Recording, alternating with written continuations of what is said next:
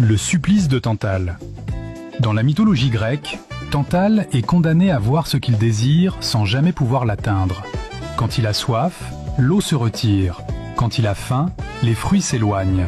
Il vit dans la frustration permanente d'un rêve inaccessible. C'est cette expression qu'a choisie Abdourahmane Diouf. Mais une question se pose. Qui incarne réellement ce supplice dans la vie politique sénégalaise? Est-ce Ousmane Sonko, l'homme qui fut député du peuple? L'homme qui fut élu maire de Ziguinchor malgré toutes les tentatives visant à l'écarter? L'homme qui a conduit son camp à une percée historique aux législatives de 2022 alors qu'il était lui-même exclu de la compétition? L'homme dont la consigne a permis l'élection de celui que Abdourahmane vénère aujourd'hui?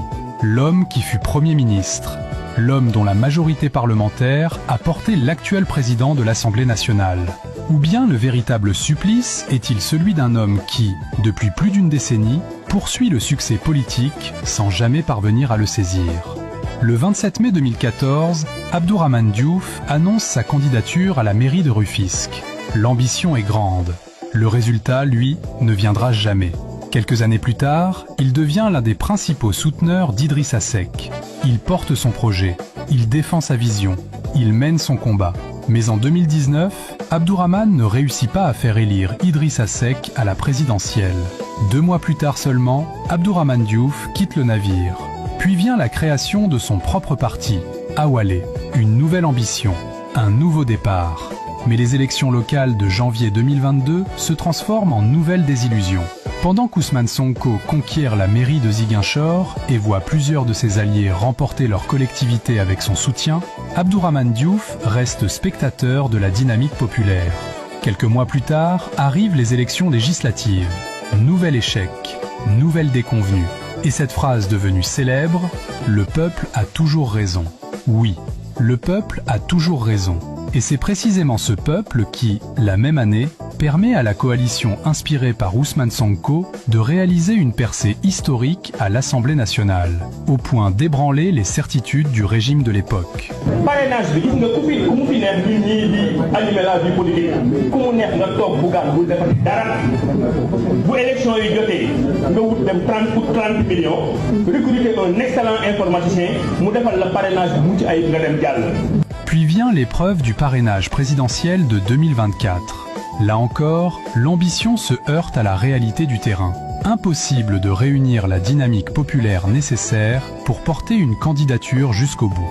Et lorsque toutes les portes semblent se fermer, il ne reste plus qu'à rejoindre la vague que l'on combattait hier. La vague portée par Sonko. La vague portée par Pastef les Patriotes. La vague portée par un peuple déjà en mouvement.